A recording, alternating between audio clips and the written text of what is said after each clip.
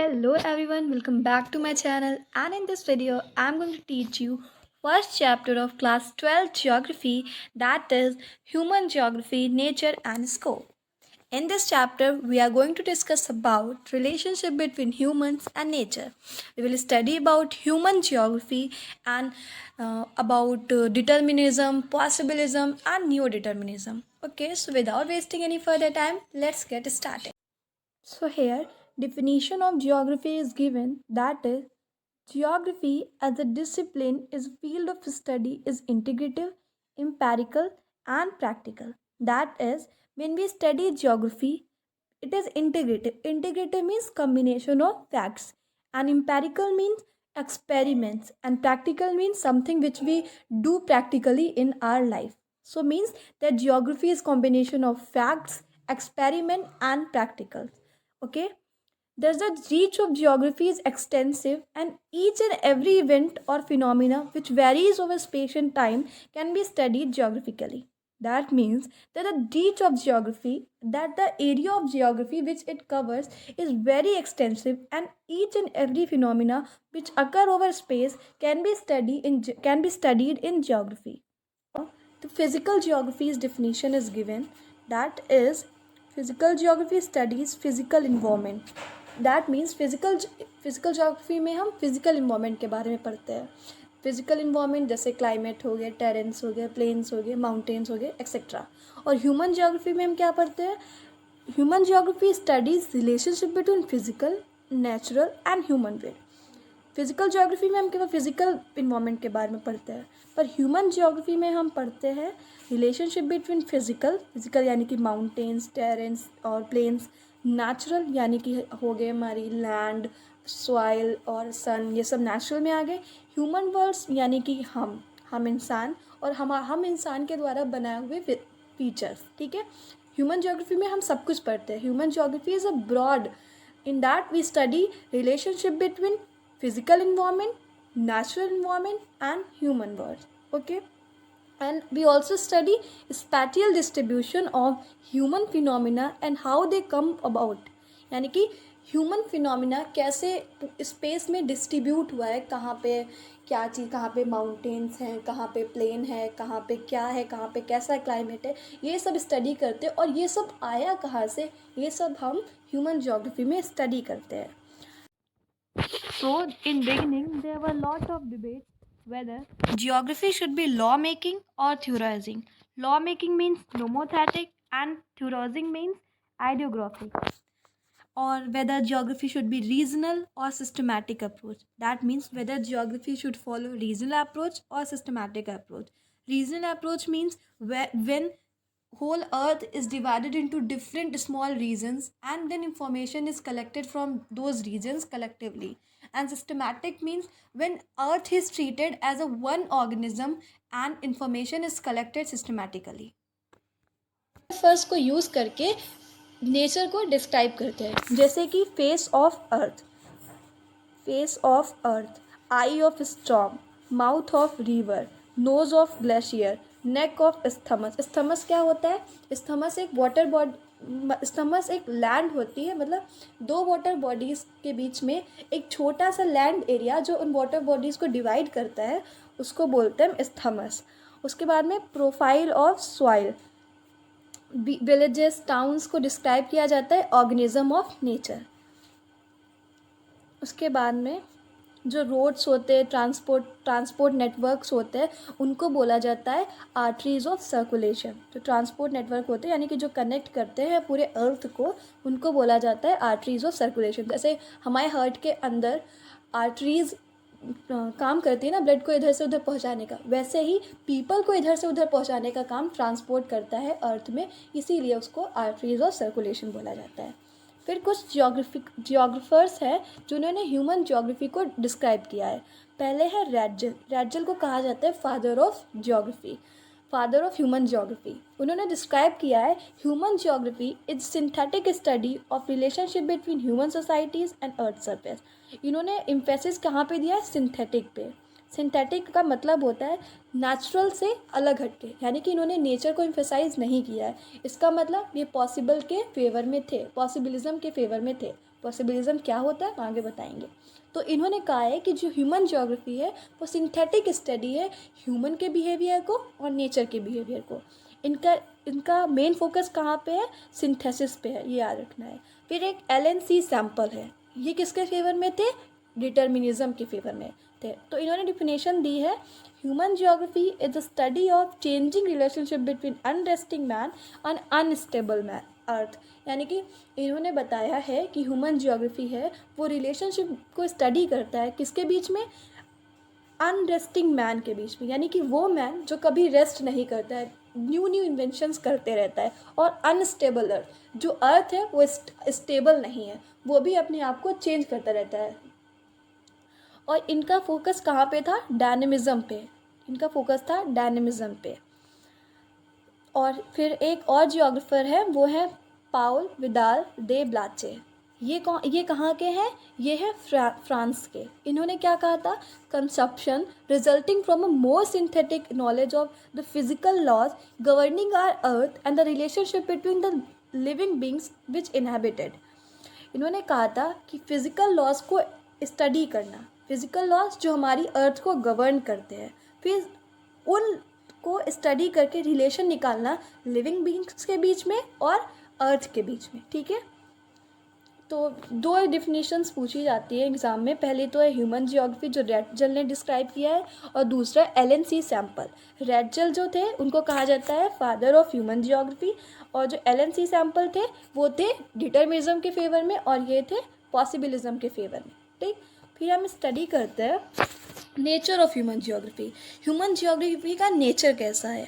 Human geography studies the inter relationship between physical environment and socio culture environment created by human being. Human geography क्या study करती है, physical environment, जो environment पहले से ही है उसको, और उसकी रिलेशनशिप किसके साथ, जो इन्वायरमेंट ह्यूमन्स के द्वारा क्रिएट किया गया है उसके साथ रिलेशनशिप को स्टडी करना, क्या रिलेशन है, उसी को हम कहते हैं human geography. Then here something about socio-cultural factors are given, that is something about socio-cultural environment is given, that they are villages, cities, road rail networks, industries, farms, sports, items of our daily use, other element material culture have been created by human being। तो socio culture environment क्या होता है, वो सब कुछ चीज़ें जो human के द्वारा क्रिएट की गई है, नेचुरल नहीं है, ह्यूमन के द्वारा क्रिएट की गई है, वही हमारा सोशो कल्चर इन्वायरमेंट में आती है। ठीक है, और फिजिकल फीचर्स क्या होते हैं, फिजिकल इन्वायरमेंट क्या होते हैं, फिजिकल इन्वायरमेंट वो होते हैं जो कि पहले ही नेचर के द्वारा क्रिएट किए गए हैं, उसमें ह्यूमन का इंटरेक्शन नहीं है। फिर हम स्टडी करने वाले हैं naturalisation of humans and humanisation of nature. Naturalisation of human क्या होता है, वहाँ पे जहाँ पे नेचर ज़्यादा इम्पॉर्टेंट होता है in comparison to human beings, वहाँ पे होता है नेचुरलाइजेशन ऑफ ह्यूमन। और जहाँ पे ह्यूमंस पावरफुल होते हैं इन कंपैरिजन टू नेचर, वहाँ पे होता है ह्यूमनाइजेशन ऑफ नेचर। यानी कि जहाँ पे नेचर डोमिनेट करता है ह्यूमंस को, वहाँ पे होता है नेचुरलाइजेशन ऑफ ह्यूमंस, और जहाँ पे ह्यूमंस डोमिनेट करते हैं नेचर को, वहाँ पे होता है ह्यूमनाइजेशन ऑफ नेचर। ओके, फिर यहाँ पे दिया गया है every human being interact with the physical environment with the help of technology. It is not important what human beings produced, but this is important with what they produce. यानी कि human beings environment के साथ interact होकर development करते हैं, किसके help से, technology के हेल्प से। क्वेश्चन आता है with what human beings interact with nature. So human beings interact with nature with help of technology, यानी कि टेक्नोलॉजी को यूज़ करके ह्यूमन बींग्स नेचर से इंटरैक्ट होते हैं और डेवलपमेंट करते हैं। ठीक है, ये इम्पॉर्टेंट नहीं है कि वो क्या डेवलपमेंट करते हैं, नेचर के लिए ये इम्पॉर्टेंट होता है कि वो कैसे डेवलपमेंट करते हैं। नेचर को एक्सप्लॉइट करके डेवलपमेंट करते हैं तो वो गलत है, नेचर को एज अ मदर मान के डेवलपमेंट करते हैं तो वो सही है। Technology indicates the level of cultural development of society. Although जितनी ज़्यादा टेक्नोलॉजी होगी, जितनी ज़्यादा एडवांस टेक्नोलॉजी होगी जिस कंट्री के पास, हम वही तो कहेंगे कि अगर अमेरिका के पास ज़्यादा टेक्नोलॉजी है तभी तो हम कहते हैं ना कि अमेरिका डेवलप्ड है। टेक्नोलॉजी ही डेवलपमेंट को इंडिकेट करता है। Human beings were able to develop technology after they developed better understanding of natural laws. Technology कैसे डेवलप करेंगे? जब हमको नेचुरल लॉज को अच्छे से आता होगा. हम लोगों ने फायर कैसे डिस्कवर की? जब हम लोगों ने फिक्शन के बारे में डिस्कवर किया तभी हमने फायर डिस्कवर की. ऐसे ही जब तक हम नेचुरल लॉज को अंडरस्टैंड नहीं करेंगे तब तक हम कोई भी डेवलपमेंट नहीं कर पाएंगे. जैसे कि understanding the secrets of DNA and genetics enable us to conquer many diseases. यानी कि डीएनए को अंडरस्टैंड करना, जेनेटिक्स को अंडरस्टैंड करके हमने बहुत सारी बीमारियों की दवा को निकाल लिया है. You can see that knowledge about nature is extremely important to develop technology, and technology loosens the shackle of environment on human being. यानी कि डेवलपमेंट के लिए नेचर का नॉलेज होना बहुत ही ज़्यादा इम्पॉर्टेंट है. और जो टेक्नोलॉजी होती है वो नेचर को ओपन कर देती है कि ह्यूमन बीइंग उसमें इंटरेक्ट करें. और कैसे इंटरेक्ट करें वो डिपेंड करता है ह्यूमन बीइंग्स पे. और ह्यूमनाइजेशन ऑफ नेचर में क्या होता है? ह्यूमन बींग्स जो होते हैं वो खुद को नेचर को डेडिकेट कर देते हैं. यानी कि वो नेचर को मदर नेचर मानते हैं और उसको वर्शिप करते हैं. वही काम करते हैं जो उनको नेचर अलाउ करता है करने के लिए. ठीक है, इसको हम क्या कहते हैं? Environmental determinism. यानी कि डिटरमाइंड है किसके लिए? नेचर के लिए. नेचर को ओबे करते हैं, नेचर को एक्सप्लॉइट नहीं करते हैं. और ये कब होता था? प्रिमिटिव सोसाइटीज़ में होता था जहाँ पे डेवलपमेंट नेग्लिजिबल होता है. At the stage of very low technological development we can imagine the presence of naturalized human. यानी कि जहाँ टेक्नोलॉजी का डेवलपमेंट बिल्कुल कम है वहीं पे हम नेचुरलाइज्ड ह्यूमन की बात कर सकते हैं. देन यहाँ पे नेचुरलाइजेशन ऑफ ह्यूमन्स को एक्सप्लेन करने के लिए अच्छे से एक स्टोरी दी गई है जो कि एक लड़के की है जिसका नाम है बेंडा. वो बेंडा है, वो प्रिमिटिव सोसाइटी से इंगेज्ड है. यानी कि प्रिमिटिव सोसाइटी के बारे में है. उनका पहनावा कैसा होता है, वो क्या क्या पहनते हैं, क्या करते हैं, कैसे नेचर को ओबे करते हैं, कैसे डायरेक्टली डिपेंडेंट है नेचर पे खाने के लिए, पीने के लिए, रहने के लिए. वो सब इसमें एक्सप्लेन किया गया है. आप इसको पढ़ लीजिएगा. ब्यूटी ऑफ नेचर को भी यहाँ पे एक्सप्लेन किया गया है. जो ट्रीज़ हैं, इस इम्पॉर्टेंट ट्रीज़ यहाँ पे कौन से हैं? साल एंड महुआ. शायद हाँ, साल एंड महुआ यहाँ के इम्पॉर्टेंट ट्रीज़ है. फिर लास्ट में दिखाया जाता है कि कैसे वो लोग जब खेल रहे होते हैं तो कैसे रसलिंग ऑफ लीव्स होता है और उनको लगता है कि कोई आउटसाइडर आ गया है इन सर्चिंग फॉर देम.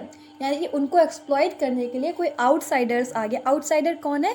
मैन है. यानी कि ह्यूमन है जो नेचर में आ गए हैं उनको एक्सप्लॉइट करने के लिए. जो बेंडा होती है वो एक थिक कैनोपनी, यानी कि जो पेड़ का तना होता है उसके वो बहुत ही मोटा होता है और उसके पीछे छिप जाती है. यानी कि इससे हम ये समझते हैं कि जो ट्राइबल्स हैं या फिर जो पीपल है जो नेचर पे डायरेक्टली डिपेंडेंट है और नेचर को ओबे करते हैं वो धीरे धीरे डिसअपियर हो रहे हैं. क्योंकि ह्यूमन बींग्स जो हैं वो नेचर में with the help of technology interrupt कर रहे हैं और नेचर को एक्सप्लॉइट कर रहे हैं, जिसकी वजह से जो नेचर के अंदर ट्राइबल्स रहते थे वो धीरे धीरे डिसअपियर हो रहे हैं.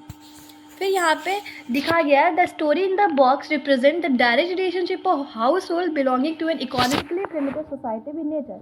यानी कि एक हाउस होल्ड जो कि डायरेक्टली नेचर पे डिपेंडेंट है उसकी स्टोरी के बारे में यहाँ पे दिखाया जाता है. Primitive societies live in harmony with the nature. यानी कि प्रिमिटिव सोसाइटीज़ थी वो नेचर को यूज़ करती थी, वहाँ से फल लेते थे, फूल लेते थे, लकड़ी लेते थे जलाने के लिए, लेकिन वो उनको ओबे भी करते थे. और the way there was story of Benda which explains naturalization of humans, in the same way there is story of Kari which explains humanization of nature. Kari एक वुमेन है जो कि रहती है ट्रॉन्थियम प्लेस पे, जो कि जहाँ पे विंटर में ये बहुत ज़्यादा हैवी विंड्स चलती है, स्नोफॉल होता है, पर उसका उस पर कोई भी इफेक्ट नहीं पड़ता क्योंकि जो उसका वर्क प्लेस है वो एक ग्लास के हाउस के अंदर बना हुआ है जो उसको winter as well as summer दोनों में ही प्लीजेंट क्लाइमेट प्रोवाइड करता है.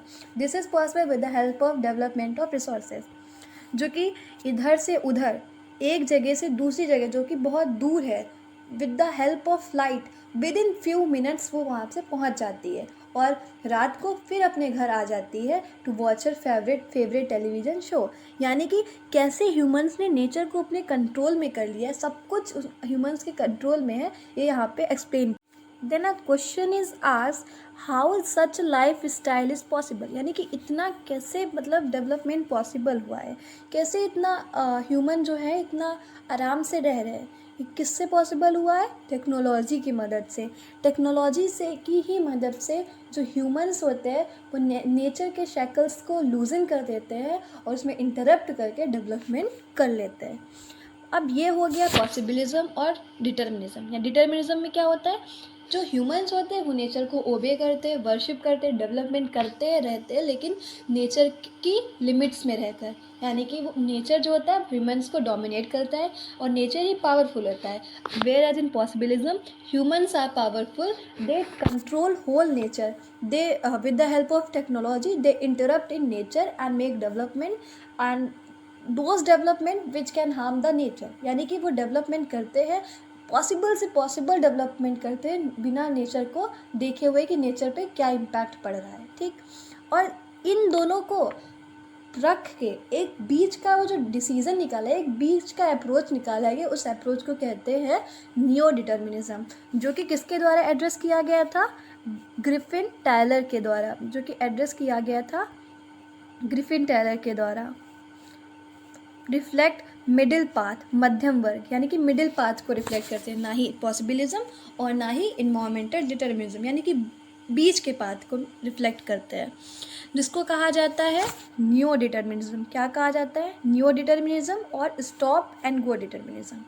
इसमें क्या होता है कि जो जैसे कि एग्जाम्पल दिया गया है कि रेड लाइट्स क्या है, वो करते हैं, रेड लाइट्स क्या करते हैं कि स्टॉप हो जाओ, वेयर ग्रीन लाइट्स क्या वो करते हैं कि गो, रुक जाओ।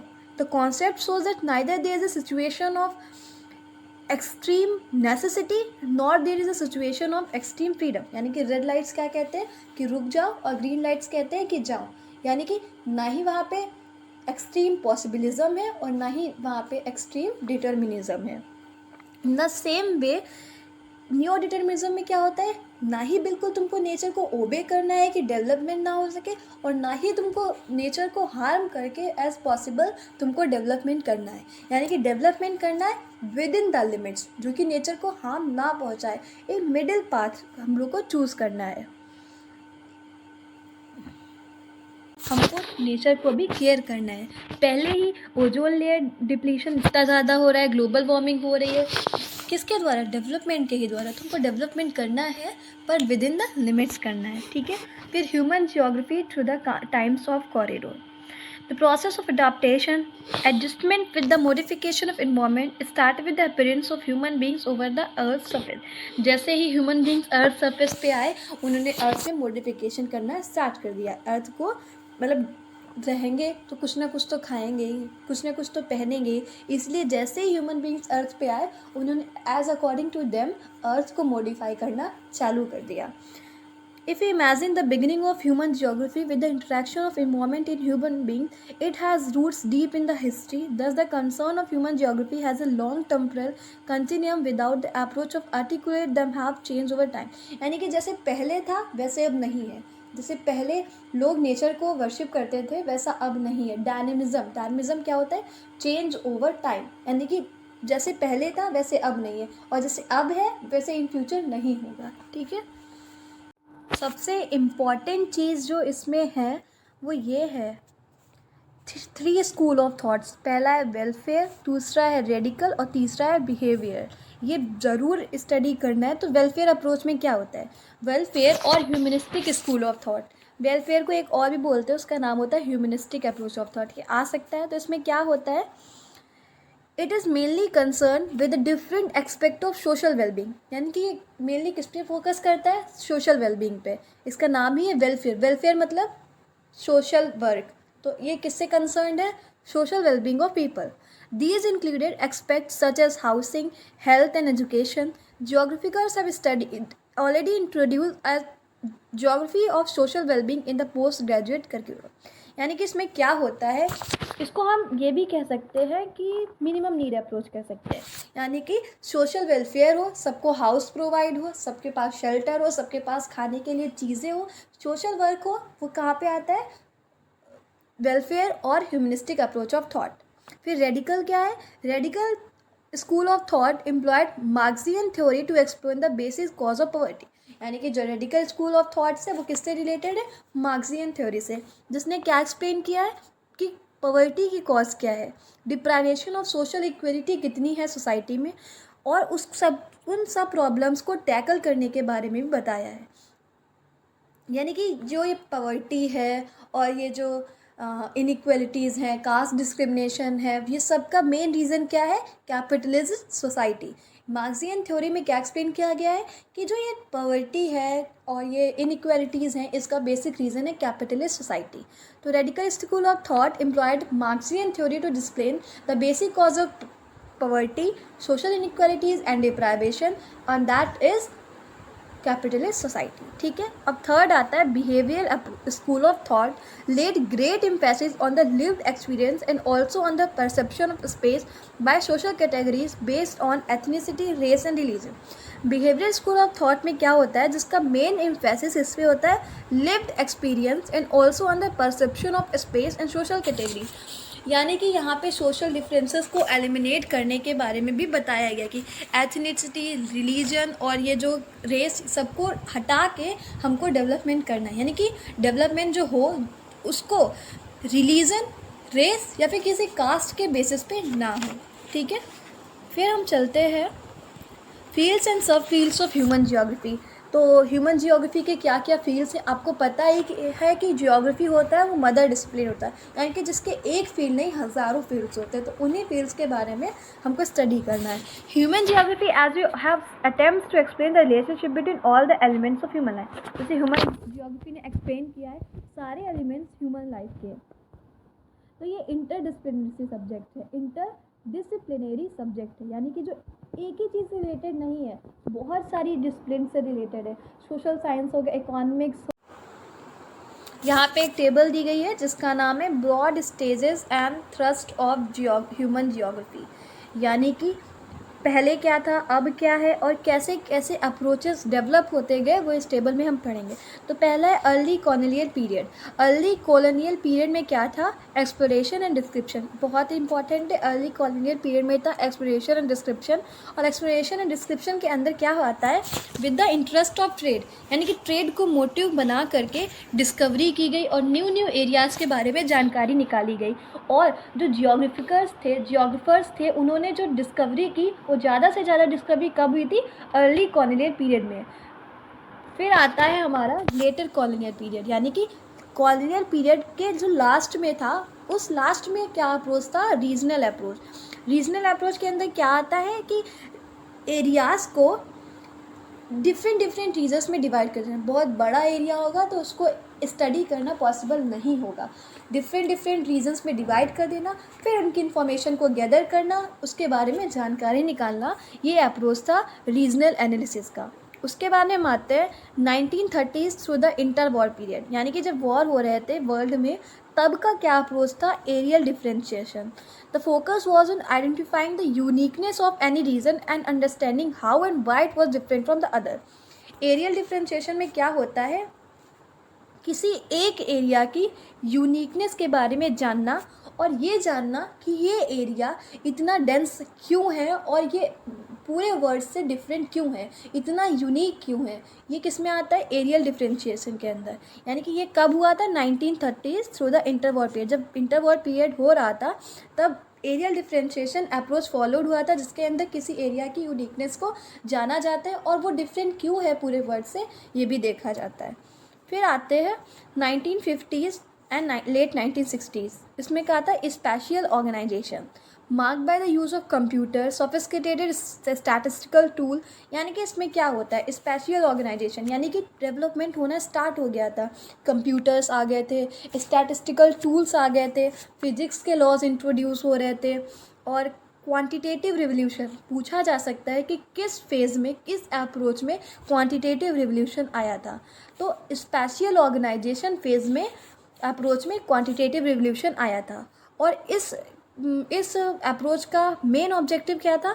Main objective was to identify mappable patterns from different human activities, यानी कि डिफरेंट ह्यूमन एक्टिविटीज़ को स्टडी करके उनका एक अलग स्टैटिस्टिकल डेटा को कलेक्ट करना, ये किस में था? स्पैटियल ऑर्गेनाइजेशन अप्रोच में। फिर आते हैं 1970s, यानी कि emergence of humanistic and radical behavioural school of thoughts. पूछा जा सकता है कि कब ह्यूमनिस्टिक, रेडिकल और बिहेवियर स्कूल ऑफ थॉट जो अभी हमने पहले पढ़े हैं उनका इमर्जेंस कब हुआ? तो वो हुआ था 1970s में। ठीक है, हम लोग पहले ही पढ़ चुके हैं कि ये तीनों क्या होते हैं। तो 1990s में क्या होता है? पोस्ट मॉडर्निज्म इन जियोग्राफी। 1990 से अभी तक का जो टाइम है उसको कहते हैं, उसको अप्रोच फॉलो हो रहा है पोस्ट मॉडर्नाइजेशन इन जियोग्राफी, यानी कि जियोग्राफी में मॉडर्निज्म आया है, यानी कि different tools, different experiments, different practicals हो रहे हैं जियोग्राफी पे। The grand generalization and acceptability of universal theories to explain the human condition that were question important understanding local context, यानी कि ह्यूमन कंडीशन को स्टडी किया जा रहा है ज्योग्राफी में, मॉडर्नाइजेशन इंट्रोड्यूस किया जा रहा है, प्रैक्टिकल्स हो रहे हैं, एक्सपेरिमेंट्स हो रहे हैं, वो सब हो रहा है post modernization in geography approach के अंदर। ठीक है, जो ज्योग्राफी है वो सिस्टर डिसिप्लिन है, यानी कि उसके बहुत सारे डिसिप्लिन्स हैं, वो सब हम स्टडी करेंगे इस टेबल के अंदर। सोशल जियोग्राफी के अंदर कौन कौन से अप्रोच आते हैं? पहला आता है बिहेवियरल जियोग्राफी, फिर आता है geography of social wellbeing, geography of laser, cultural geography, gender geography, historical geography and medieval geography. इसको याद कैसे करें? सोशल जियोग्राफी यानी वेलफेयर जियोग्राफी, तो बिहेवियर, सोशल ज्योग्राफी यानी कि सोशल सोसाइटी में कैसे बिहेव करना चाहिए, तो यहाँ पे हो गया behaviour geography. Geography of social wellbeing, social geography के अंदर तो आएगा कि हमको कैसे सोशल वेलबींग करना है, तो सेकंड हो गया ज्योग्राफी ऑफ सोशल वेलबींग। फिर आ गया geography of laser. Cultural geography, society के ही तो अंदर कल्चर आता है, तो फिर हो गई जियोग्राफी ऑफ कल्चर या कल्चरल जियोग्राफी। उसके बाद में जेंडर जियोग्राफी, सोसाइटी के ही अंदर तो जेंडर डिस्क्रिमिनेशन होता है, अलग अलग जेंडर के लोग रहते हैं, तो इस सोसाइटी के, तो फिर आ गया जेंडर जियोग्राफी।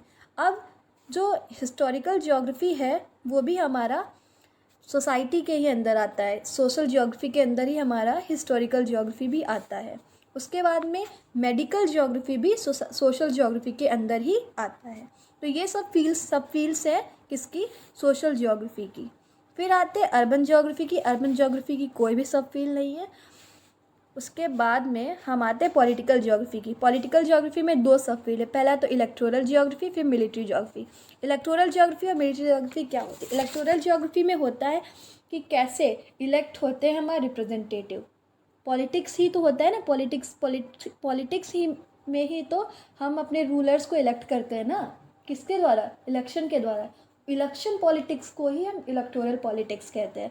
तो पॉलिटिकल डिसिप्लिन में ही हमारा इलेक्टोरल जियोग्राफी आएगा। फिर बात होती है मिलिट्री जियोग्राफी की। मिलिट्री जियोग्राफी फिर हम स्टडी करते हैं पॉपुलेशन जियोग्राफी, जिसकी कोई भी सब फील्ड नहीं है। सेटलमेंट जियोग्राफी, जिसकी कोई भी सब फील्ड नहीं है, पर इसमें पॉपुलेशन जियोग्राफी में आ गया डेमोग्राफी। डेमोग्राफी का मतलब क्या होता है? डिफरेंट कैरेक्टरिस्टिक्स, यानी डिफरेंट जैसे सेक्स हो गया, जेंडर हो गया, इन सबको स्टडी करना डेमोग्राफिक होता है। सेटलमेंट जियोग्राफी की सब फील्ड तो नहीं है, पर क्या उसका वो है, उसका है urban and rural planning. Economic geography की कौन कौन सी सब फील्ड्स हैं? जियोग्राफी ऑफ रिसोर्सेज को स्टडी करना है, तो सोशल में तो स्टडी नहीं करेंगे, किस में स्टडी करेंगे? इकोनॉमिक में। फिर जियोग्राफी ऑफ एग्रीकल्चर कि कितने सेक्टर होते हैं? 3 सेक्टर होते हैं ना, एग्रीकल्चर, इंडस्ट्री और सर्विस सेक्टर। तो एग्रीकल्चर भी इसी, और वो हम किस में पढ़ते हैं? इकोनॉमिक्स में ही तो हम पढ़ते हैं ना। तो इकोनॉमिक जियोग्राफी के अंदर आएगा geography of agriculture, geography of industry, geography of marketing यानी service sector, geography of tourism भी हम जियोग्राफी में स्टडी करते हैं, और geography of international trade, globalisation किस में स्टडी करते हैं? इकोनॉमिक्स में ही तो स्टडी करते हैं। तो ये सब हमारी सब फील्ड। और जो इधर वाला वो है इंटरफेस विद सिस्टर डिसिप्लिन, ये इंपॉर्टेंट नहीं है, अगर आपको पढ़ना हो तो आप पढ़ लीजिएगा, बट जो सब फील्ड्स है वही पूछी जाएंगी। तो with this we completed our whole chapter Hope you like this video. If you like this video, don't forget to subscribe my channel.